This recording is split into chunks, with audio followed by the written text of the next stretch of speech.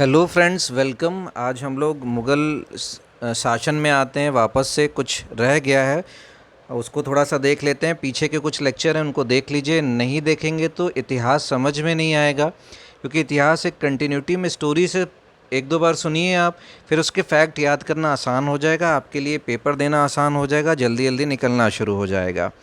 तो आइए, पिछली बार हम लोगों ने जहांगीर की ऑटोबायोग्राफी पे ख़त्म किया था, जो तुझके जहांगीरी थी। उसी से कंटिन्यू करते हैं। अपने नोट्स आप बनाते रहिए साथ में। इनका जन्म 5 जनवरी 1592 में लाहौर में हुआ था। इनकी जो जगत गोसाई इनकी माँ है।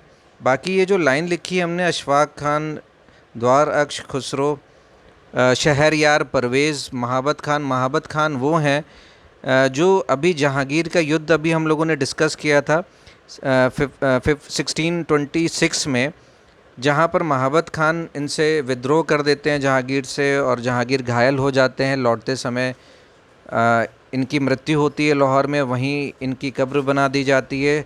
शाहजहाँ अभी युद्ध में इंगेज हैं। यहाँ पर भारत में, दिल्ली में, अशफाक खान इनके जो ससुर होते हैं वो क्या करते हैं, राजनीति खेल जाते हैं, और जो द्वार अक्ष है उसको क्या करते हैं, ये गद्दी पर बैठा देते हैं। और परवेज़ जो इनका भाई है, शहरयार जो इनका भाई है, उसको भी मना लेते हैं। तो ये खुसरो का पुत्र होता है असल में, द्वार अक्ष। अच्छा, जब शाहजहाँ लौट के आता है तो उसको तो ये लगता है मेरे खिलाफ कॉन्स्पिरेसी होगी, और ये अशफाक खान जाके फिर से उससे मिल जाते हैं और उसको कॉन्स्पिरेसी की तरह प्रिटेंड कर देते हैं। द्वारक्ष कुछ कह पाता, समझा पाता, तब तक ये उसको जो है गद्दी से उतार कर, और इन तीनों को, शहरयार, द्वारक्ष और परवेज़ को, बंदी बनाते हैं और मौत के घाट उतरवा देते हैं। तो ये जो है कोरोनेशन से पहले की ये सारी चीज़ें हैं जो आप अभी तक देख रहे हो। लगातार हम लोग मुग़ल एम्पायर में थोड़ा बहुत देख रहे हैं। आगे स्थिति और गंभीर होगी, वो भी हम लोग देखेंगे। खुर्रम जो है, जो शाहजहाँ थे, वो टाइटल लेते हैं जब ये युद्ध जीत के लौटते हैं। तो 1627 में ये अपना जो है ये टाइटल ले लेते हैं शाहजहाँ का। ये दो प्रैक्टिस जो बलबन की चली आ रही थी, सिजदा और पैबोस, कहते हैं यार ये चाटुकारिता है, इसको समाप्त कर देना चाहिए, तो उसको वो समाप्त कर देते हैं। फिर ये एक दो प्रैक्टिसेस जो है चलने देते हैं, जो झरोका दर्शन और तुलादान है। झरोका दर्शन का मतलब राजा रानी जो है एक बार आके अपनी प्रजा को कहीं से दर्शन दे दें, उसी को झरोका दर्शन कहते हैं। तुलादान का मतलब है प्रजा को कुछ बांट दें, अपने भार बराबर कुछ बांट दें। मेनली माल कहा जाता था उस रेवेन्यू को जो इकट्ठा होता था, राजस्व को। बाकी मुमताज़ महल पर आते हैं। इनकी जो है बिलवेड वाइफ थी और इनसे 14 पुत्र होते हैं, वो तो ठीक है। जगत गोसाई इनकी माँ थी। इनका नाम अर्जुमंद बानो है। तो दोनों पूछे गए सवाल, इनकी माँ का नाम जगत गोसाई, अर्जुमंद बानो, ये भी पूछा गया। इनको जहांगीर ने, शाहजहाँ ने इनको टाइटल दिया था मलिका ज़मानी का। इनके 14 पुत्र बच्चे होते हैं, जिसमें 14वें बच्चे को जन्म देते समय इनकी मृत्यु हो जाती। 14 बच्चे जो हैं वो दारा सिक्को मुराद, औरंगजेब तीसरे नंबर का है, दारा सिक्को पहले नंबर का पुत्र है, और शाह सूजा अंतिम नंबर का पुत्र है। अच्छा, ये जो जहान आरा बेगम है, और ये रोशन आरा बेगम है, और गौहार आरा बेगम है, ये जो है लाइन से सामने सामने लिखा हुआ है हमने। मतलब ये है कि ये इनको सपोर्ट कर रहे हैं, ये इनको सपोर्ट, और ये इनको सपोर्ट कर रहे हैं, मतलब इनको मिला हुआ है आपस का सपोर्ट। फिर उस्ताद अहमद लाहौरी जो है इनके चीफ़ आर्किटेक्ट हैं, यानी कि जब इनकी बेगम मर जाती हैं मुमताज़, तो उनकी याद में ये क्या बनवा देते हैं, ताजमहल बनवा देते हैं। तो ये आपके सामने लिखा हुआ है। इन्होंने इटालियन आर्किटेक्ट का भी जो है कंट्रीब्यूशन लिया है। तो ये तीन चीज़ों का मिश्रण है। अगर आप ताजमहल को देखिए, इंडियन, पर्शियन और मिडिल एशियन आर्किटेक्चर का ये मिश्रण है। मैंने पंचायतन जो है डिस्कस किया हुआ है, जिसमें बीच में एक सेंट्रल श्रीन है और 4 इर्द गिर्द श्रीन है, जब हम लोग टेम्पल्स पढ़ रहे थे। अगर आपने नहीं पढ़ा architecture in India, in ancient India, तो उसको ज़रूर देख लीजिए, वो भी लेक्चर बना हुआ है। फिर ये नक्शे वाइज से बहुत पूछता है सवाल, इसको आप देखिए। काबुल से इनकी सीमा शुरू होती है और गोलकुंडा या बीजापुर से पहले समाप्त हो जाती है। ठीक है, जब भी ऐसा कुछ आए तो आप तुरंत बताइएगा कि कहाँ से शुरू होती है। ये काबुल से शुरू होती है और कहाँ ख़त्म हो जाती है, गोलकुंडा पे ख़त्म हो जाती है। जब आप औरंगजेब की बात करोगे तो बस जो नीचे का इतना हिस्सा बच जाता है, बाकी काबुल से शुरू होकर नीचे तक पूरा का पूरा ये भारत कब्ज़े में होता है मुग़लों के। ठीक है, तो गोलकुंडा बीजापुर किसकी रियासत में आ जाता है? वो औरंगजेब की रियासत में आता है। बाकी कांधार के बारे में थोड़ा सा पढ़ते हैं। जो पर्शियन है और शाहजहाँ के बीच में युद्ध होता है जिसमें कांधार ले जाते हैं वो लोग, राजपूतों से इनकी सामने किरकिरी हो जाती है कि साहब ये कांधार नहीं बचा पाए। तो ये कैंपेन चलाते हैं बल्ख में और बादकशान में। यहाँ पर हुआ क्या कि ये एक तरह की सीमा बना देते हैं कि नहीं, पर्शियन इस पार, उस पार जो है पर्शियन, इस पार हम लोग, ठीक। तो उसके बाद किसी तरह के झगड़े नहीं रह जाते। बाकी कुछ इनकी संरचनाएं हैं जो इनके दौर में हुई थी। जामा मस्जिद, दीवान आम, दीवान खास, शीश महल, मोती मस्जिद, खास महल, मुस्मान बुर्ज और नगीना मस्जिद, रेड फोर्ट एट्सेट्रा। दीवान आम और दीवान खास पर अभी हम लोग चर्चा करते हैं। बाकी इन्होंने दिल्ली से आगरा अपनी राजधानी को बदला था 1648 में। रेड फोर्ट के बारे में बात करते हैं, ये रेगुलर ऑक्टागन स्ट्रक्चर है, मतलब अष्टभुजाएं हैं इसमें। दो लॉन्ग साइड है, वेस्ट और ईस्ट की जो दीवार है थोड़ी सी ज़्यादा लंबी है। बाकी एक वेस्ट में, साउथ में मेन गेट है। वेस्ट का जो गेट है वो लाहौरी गेट और साउथ का गेट दिल्ली गेट। जैसा मैंने सुना है कि जो साउथ के गेट से नाक की सीध में जाएंगे दिल्ली निकलेंगे और वेस्ट के गेट से लाहौर में निकलेंगे, ऐसा सुना है भाई, मैंने कभी चल के नहीं देखा है। तो आगे बढ़ते हैं।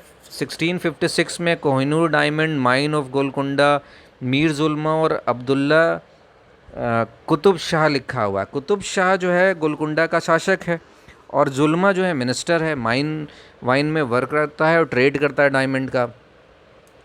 गोलकुंडा की खान से इसको कोहिनूर मिला होगा। हुआ क्या था, जुल्मा जो है ये मनसब स्वीकार करता है शाहजहाँ से, तो कुतुब शाह नाराज़ हो जाते हैं। तो ये कोहिनूर जाके इनको भेंट करता है शाहजहाँ को और शाहजहाँ के साथ अपने अच्छे मैत्रिक संबंध बना लेता है, जो ये तख्ते तौस में लगवा देते। तख्ते तौस क्या है? पीकॉक थॉर्न है, बड़ा फेमस है, आपको ये भी पता होगा। ये 12 kg का है, 12.5 kg का। नादिर शाह के बारे में भी आपको पता होगा, लेकिन एक बार मेंशन कर दे रहे हैं। 1739 में नादिर शाह जो है मोहम्मद शाह रंगीला को हराकर ये ईरान ले जाते हैं, यानी पर्शिया ले जाते हैं। बाकी जैसे दीवान खास और दीवान आम मैंने पहले भी चर्चा में लाया था जहांगीर के समय में, लेकिन उसमें पेट्राडूरा का यूज़ नहीं हुआ था। पेट्राडूरा क्या होता है? एक तरह का क्राफ्ट वर्क है, जैसे कि हमने घर बनाया उसमें सोने चांदी की दीवारें मढ़वा दी, ठीक है, तो वही है। खास मतलब अपने घर वाले, मतलब जहाँ पे रानियाँ बच्चे रह रहे हैं। आम मतलब जहाँ पर दरबार लगा हुआ है, तो दरबार में बहुत लोग आते थे तो इन्होंने चांदी की छत करवा दी और तख्ते तौस वहीं रखवा दिया था। तो बड़ा, मतलब अगर जाए देखे तो बड़ा स्वर्ग जैसा लगता था। तो इन्होंने अपनी किताब में लिखा, खुद लिखा है कि अगर कहीं पृथ्वी पर स्वर्ग है तो यहीं है, यहीं है। तो ये चीज़ जो है दीवान आम आती है। अभी फिर बैटल ऑफ सक्सेशन पर आते हैं। होता क्या है कि दारा पहला बच्चा था, तो होना ये चाहिए था कि इसी को गद्दी मिलनी चाहिए थी, लेकिन जो मुराद है और जो सूजा है ये अपने आप को सेपरेटली क्या करते हैं, घोषित कर देते हैं। नहीं साहब, मैं राजा हूँ अपने, एक बंगाल का राजा घोषित कर देता है और एक अपनी यूनियन टेरिटरी कहीं जहाँ का ये था वहाँ पर ये अपने आप को घोषित कर देता है कि नहीं साहब मैं यहाँ का राजा हूँ। जैसे गुजरात का, मुराद गुजरात का और सूजा जो है बंगाल का। दारा सिक्खो फिर जाहिर सी बात है उसको बुरा लगेगा, युद्ध की स्थिति बनेगी। औरंगजेब सब देख रहा था, तो फिर बाद में होता क्या, औरंगजेब ही विद्रोह कर देते हैं और धर्मत का पहला युद्ध होता है 1658 में। फिर समूहगढ़ का युद्ध होता है जिसमें मुराद भी मर जाता है, दारा सिक्खो भी मरता है। औरंगजेब 2 बार इसीलिए कोरोनेशन करते हैं, यानी उनका जो है राज्याभिषेक 2 बार होता है दिल्ली में। अगर आपसे पूछे ऐसा कौन मुग़ल एम्पायर है जिसका 2 बार राज्याभिषेक होता है, तो आप, अगर औरंगजेब है तो आप औरंगजेब बताएंगे, अगर औरंगजेब ऑप्शन में नहीं है तो आप अकबर बताएंगे, ठीक। तो दोनों डेट दी हुई है हमने। 58 में जुलाई में दिल्ली में इसका कोरोनेशन होता है, फिर जून 59 में इनका कोरोनेशन होता है जब देवराय यानी समूहगढ़ का युद्ध होता है। जो दारा का पुत्र था यानी सुलेमान सिक्खो, ये शेल्टर लेता है श्रीनगर में पृथ्वी सिंह के यहाँ, लेकिन पृथ्वी सिंह झगड़े को बढ़ाना नहीं चाहते, वो तुरंत जाते हैं इसके लड़के को हैंडओवर कर देते हैं। बस इसके बाद दारा सिक्खो ख़त्म हो जाते हैं, इनका पुत्र ख़त्म हो जाता है। दारा सिक्खो को सर अकबर टाइटल दिया जाता है लोगों के द्वारा, क्योंकि इसकी हरकतें कुछ अकबर जैसी थी, धार्मिक सहिष्णु था जहाँ भी सहिष्णु थी। इनको लिटिल अकबर भी कहा गया। इनको लेखनी में भी शौक़ था, क्योंकि इन्होंने आगे जा कर के 52 उपनिषद को ट्रांसलेट कराया पर्शियन लैंग्वेज में, और ख़ुद उन्होंने एक किताब भी लिखी थी, मज़म उल बहरीन। इनको एक शाह बुलंद इकबाल की उपाधि भी नवाजी जाती है इसी वजह से। बाकी मनसबदारी सिस्टम पर आते हैं। ये मनसबदारी सिस्टम में क्या, मनसब अपॉइंट होंगे जो किंग खुद करता है अपॉइंट, जो सिविल और मिलिट्री सर्विसेज में अलग अलग जैसा बताया जाता है वैसा ये काम करते हैं। 33 कैटेगरीज़ हैं इसमें। लोएस्ट जो मनसबदार है उसको 10 सोल्जर उसके नीचे होते हैं, जो हाईएस्ट मनसबदार है वो उसके नीचे 10,000 सोल्जर होते हैं। अच्छा, इसको सैलरी हमेशा कैश में दी जाती थी। कैश में तो दी जाती थी, साथ में जो सोल्जर उनके नीचे हैं उनकी सैलरी भी इन्हीं के पास आती थी। अच्छा, एक मीर बख्श का हम लोगों ने ज़िक्र किया हुआ है पहले से, मीर बख्शी का। तो मीर बख्शी क्या है, वो आर्मी का कमांडर नहीं है, लेकिन सोल्जर्स की नियुक्ति करने में ये सबसे ऊपर है। लेकिन जो मनसबदार की बात करेंगे तो नियुक्ति कौन कर रहा है, स्वयं राजा कर रहा है ना। सोल्जर्स की नियुक्ति कौन कर रहा है, मीर बख्शी कर रहा है। लेकिन ये युद्ध में नहीं जाएगा, केवल ये सैलरीज़ किसको कितनी जानी, रेवेन्यू कहाँ जाना है, इसको हम लोग पे मास्टर भी कहते हैं। कहीं ना कहीं हम लोग कई किताबों में इसको पे मास्टर के नाम से भी जाना जाता है, मीर बख्शी। तो मदद मश एक डिपार्टमेंट है जिसमें ज़रूरतमंदों की मदद की जाती थी। रेवेन्यू फ्री ग्रांट्स दिए जाते थे, जैसे कोई स्टूडेंट है या फिर कोई धार्मिक नेता है, सेंट है या रिलीजियस प्लेस है, वहाँ पे मदद की ज़रूरत है तो दी जाती थी। फिर औरंगजेब की बात करें, इन्हें जिंदा पीर कहा जाता था। आपको भी पता ही, अपना खर्चा खुद निकालता था, टोपियाँ सिल के बेचता था, कोई राजसी शौक़ नहीं रखता था ये। इसने मुद्राओं को बैन कर रखा था, संगीत को बैन कर रखा था। खुद हालांकि वीणा बजाता था, नाचता था, वो अलग चीज़ है, लेकिन उसने दरबार में उसको बैन कर रखा था। बाकी इसके दरबार में कुछ हिंदू कमांडर थे, वो लगभग 33% थे। इसको थोड़ा सा आप देखिए, अकबर के रिजीन में 16% हिंदू कमांडर थे, शाहजहाँ के रिजीन में 24% हिंदू कमांडर थे। ये धीरे धीरे हिंदुओं पे ट्रस्ट बढ़ने से क्या होता है, इनका साम्राज्य भी बढ़ रहा है, कहीं विरोध नहीं हो रहा है। जिजिया को रीइम्पोज कर दिया जाता 1679 में। जिजिया नॉन मुस्लिम्स यानी काफिरों पे लगाए जाने वाला कर है। 3 हिस्से हैं इसके। जिनकी इनकम दिरहम में 200 से कम है प्रति वर्ष, तो उनको 12 दिरहम कर देना होता था, जिजिया देना होता था। जिनकी इनकम 10,000 दिरहम प्रति वर्ष से कम है तो उनको 24 दिरहम प्रति वर्ष देना होता था। जिनकी इनकम 10,000 से ज़्यादा है प्रति वर्ष, उनको 48 दिरहम प्रति वर्ष जमा करना होता था। कुछ लोगों को एग्जेम्प्ट भी किया जिनकी कमाई नहीं है, जैसे बूढ़े हैं, बीबियाँ, मतलब औरतें हैं, लड़कियां हैं, इनको एग्जेम्प्ट भी किया। कुछ ऐसे लोगों को एग्जेम्प्ट किया जो बेरोज़गार थे, बेगर्स थे। जिहाद के लिए इन्होंने प्रेरित किया।